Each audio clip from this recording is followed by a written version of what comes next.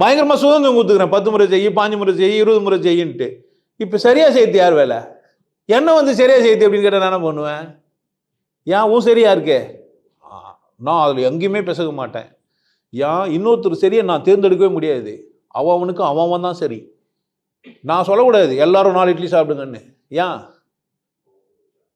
உங்கள் வயிறார சாப்பிடுங்கன்னு சொல்லலாம். நான் வயிறார சாப்பிட்ணுன்னா என்ன பண்ணேன்? நான் அன்லிமிட்டடாக இட்லி செஞ்சு வச்சுருக்கணும், அப்படி தானே? அவ்வளோதான். அப்போ நான் எந்த மாதிரியான ஆள்? சரியாக செய்யின்னு சொல்கிற ஆளே கிடையாது. உனக்கு சரியாக செய்யின்னு சொல்கிறேன், உன் விரும்பியபடி செய்யின்னு சொல்கிற ஆள், விருப்ப தேர்வு கொடுக்குற ஆள் நான் யார்? உனக்கு எந்த குருனா விருப்ப தேர்வு கொடுப்பான்னா பாருன்ற. நான் என்ன பண்ணேன்?